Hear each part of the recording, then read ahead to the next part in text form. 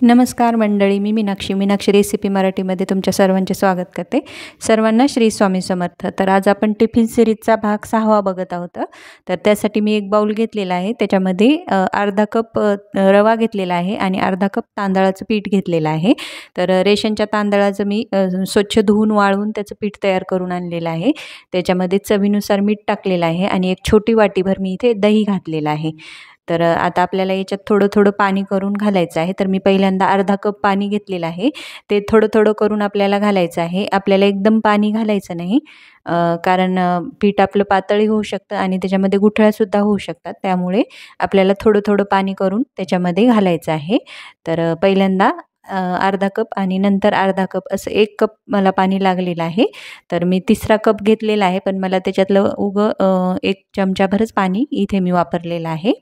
तर आता याचं छान असं बॅटर तयार करून घ्यायचं आहे, कारण आपण याच्यामध्ये रवा घातलेला आहे.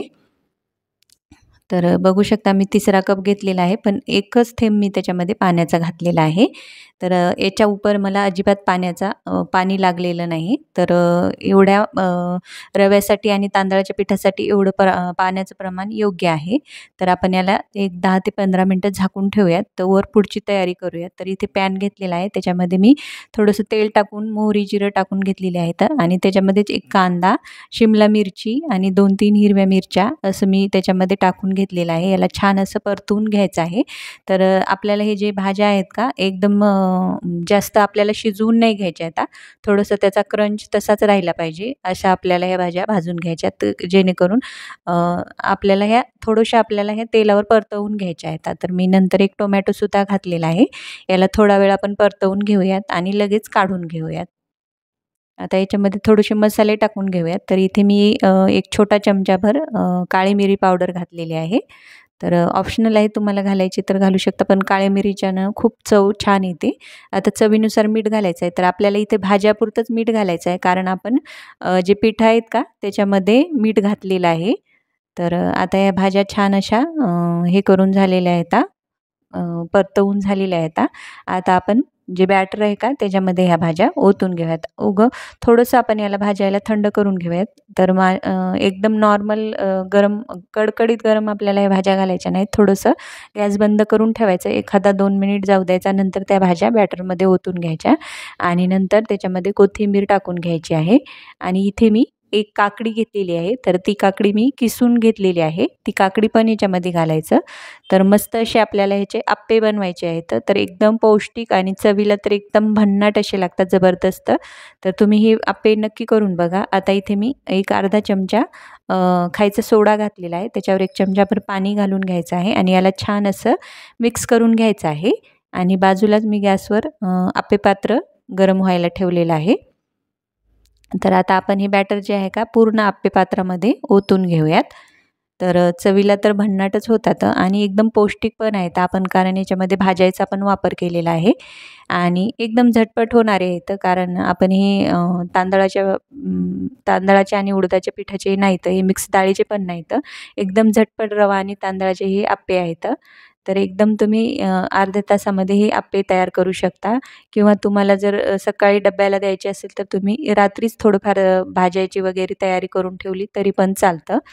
तर आता याला छान असं एक 2 ते 3 मिनटं आपण एका साईडने भाजून घेऊयात आणि नंतर पलटवून घेऊयात. तर एकदम कुरकुरीत होतात, चवीला तर भन्नाटच होतात आणि करायला पण एकदम सोप्या पद्धतीने केलेले आहेत आणि पौष्टिक पण आहेत. तर तुम्ही हे मुलांच्या डब्यासाठी नक्की बनवून बघा. तर तुम्ही ह्याच्यासोबत चटणीसोबत नाहीतर सॉससोबत मुलांना सर्व करू शकता.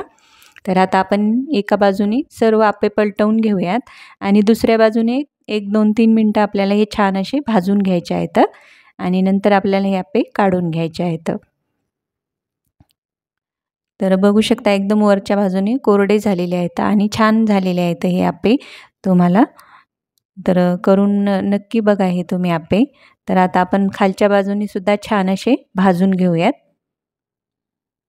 एक 2-3 मिनटातच दुसऱ्या बाजूने पण छान असे पलटवून भाजून घ्यायचे. बघू शकता मस्त असे आपले हे अप्पे भाजलेले आहेत. आता आपण हे अप्पे काढून घेऊयात.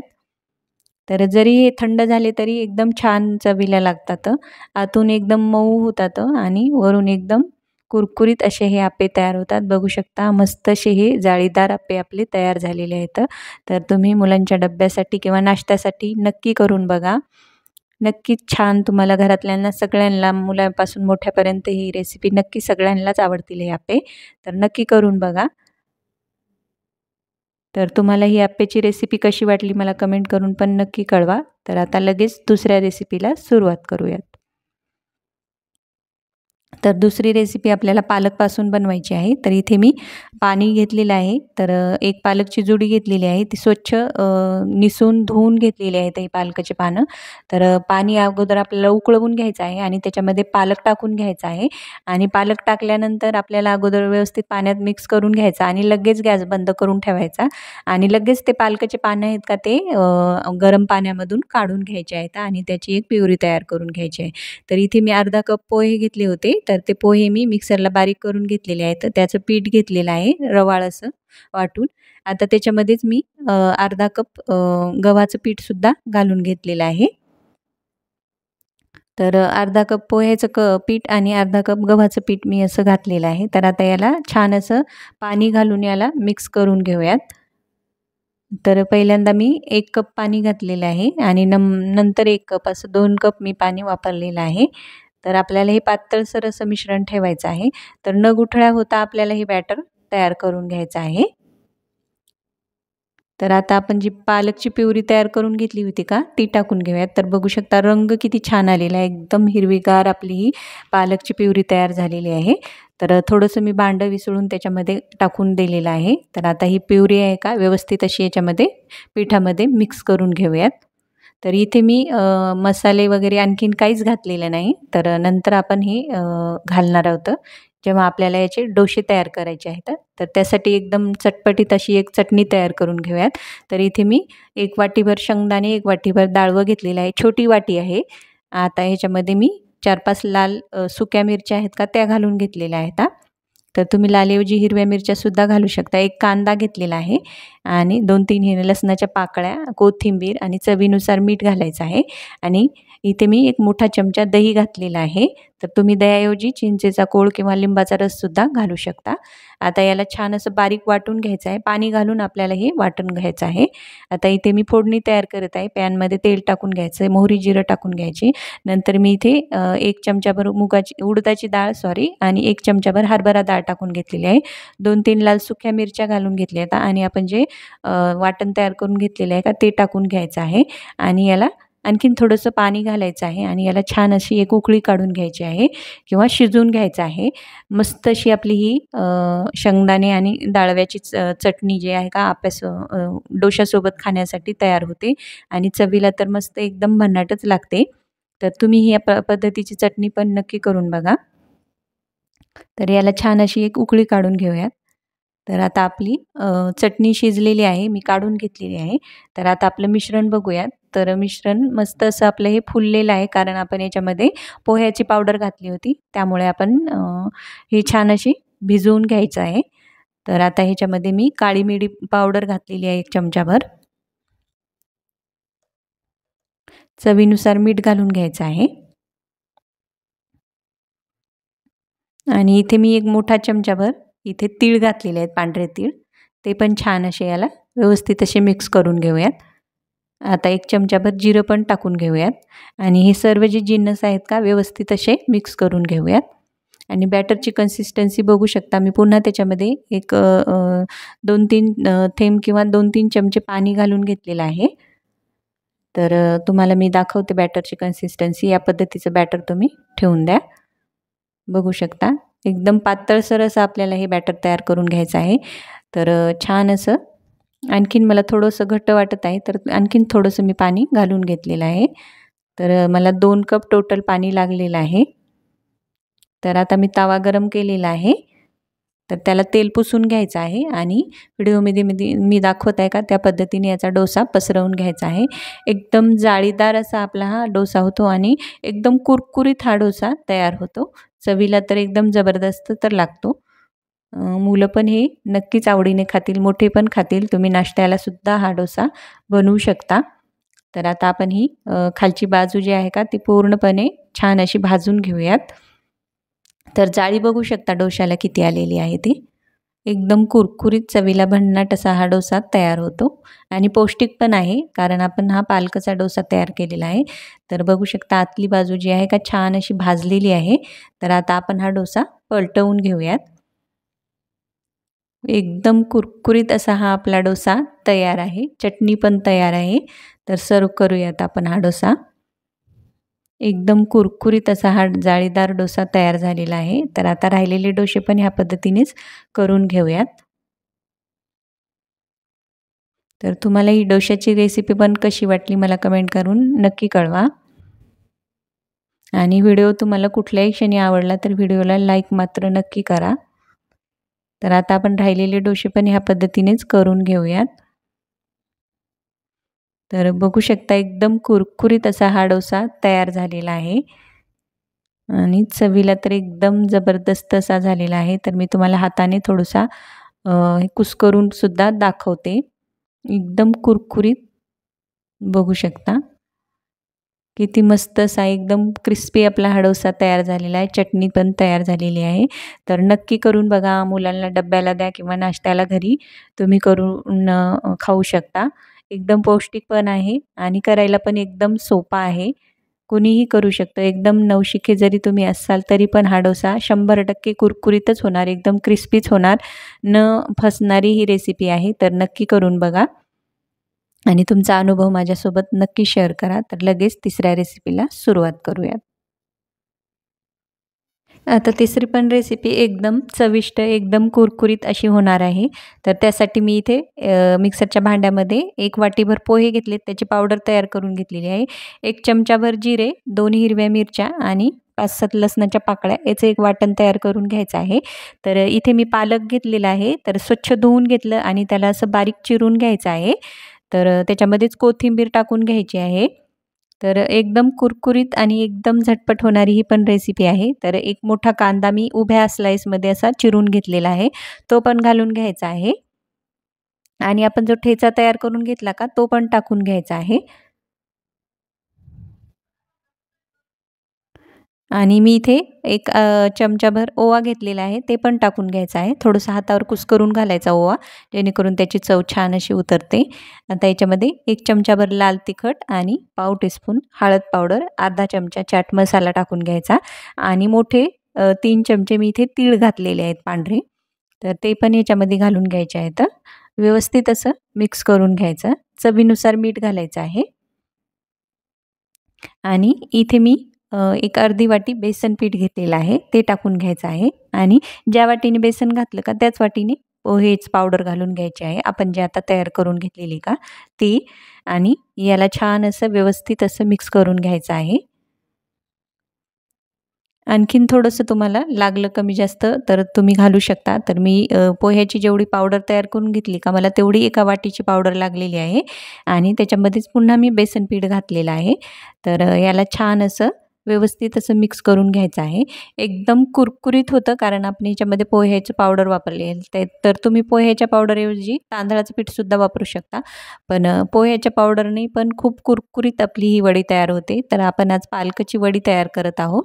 तर याचा मस्त असा गोळा करून घेऊयात आणि याचे 2 आपल्याला रोल तयार करून घ्यायचे आहेत. अगोदर छान याला व्यवस्थित असं मिक्स करून घेऊयात.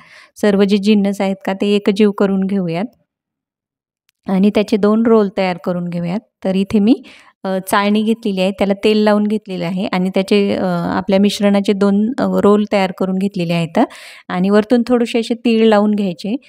जेणेकरून आपण कट करताना आणि खाताना ते जे तीळ आहेत का ते छान असे दाताखाली येतात आणि एकदम चवीला भन्नाट लागतात.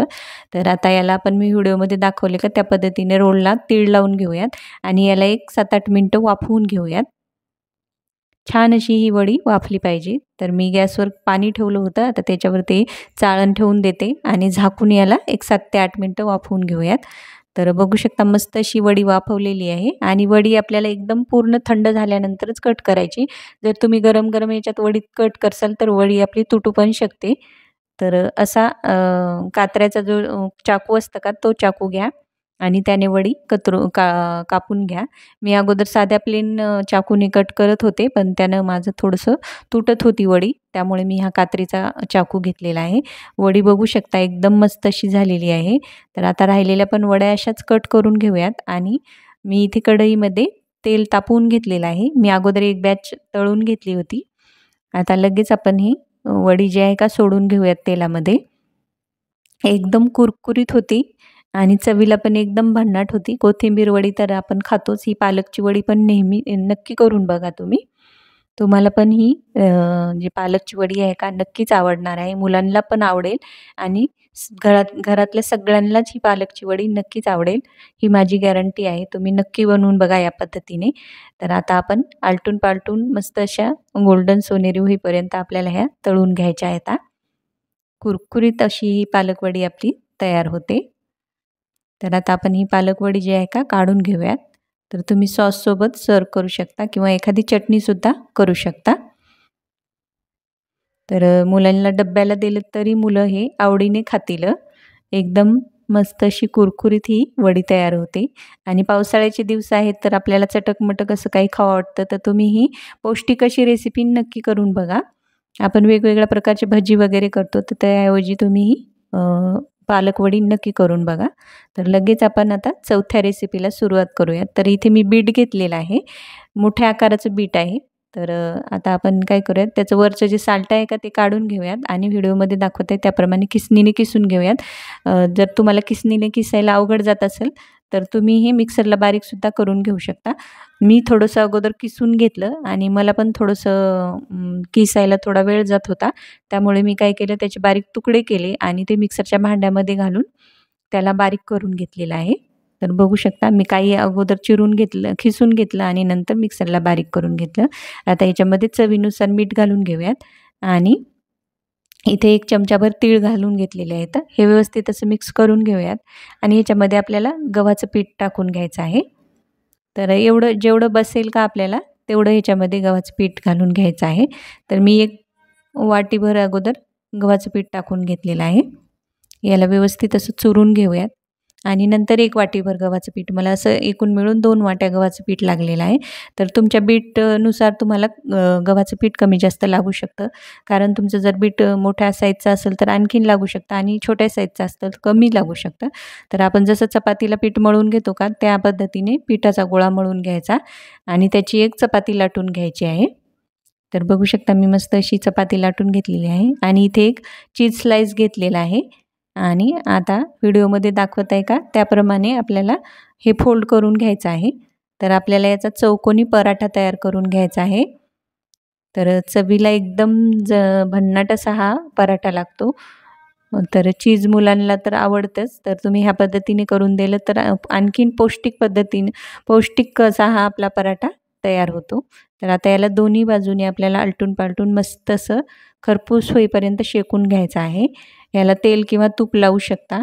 हा पराठा तुम्ही एक वेळ नक्की करून बघा. तर जर तुम्ही हा पराठा केला तर मुलं तुम्हाला नेहमी हा पराठा आहे का जो करून मागतील आणि खायला तुम्ही हा नक्की पौष्टिक पराठा मुलांना नक्की करून द्या आणि त्यांच्या डब्यालासुद्धा द्या.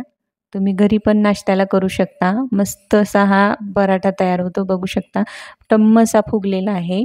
तर तुम्हाला ही आजची 4ही रेसिपी कशी वाटली मला कमेंट करून नक्की कळवा. आता दोन्ही बाजूनी खरपूस असा भाजून घेऊया आणि व्हिडिओला लाईक करा, शेअर करा, चॅनलला सबस्क्राईब पण नक्की करा आणि तुम्हाला आपले अगोदरचे पण टिफिन सिरीजचे भाग कसे वाटले ते पण मला नक्की कळवा. तर मग भेटूयात अशाच एका नवीन रेसिपीमध्ये. तोपर्यंत धन्यवाद.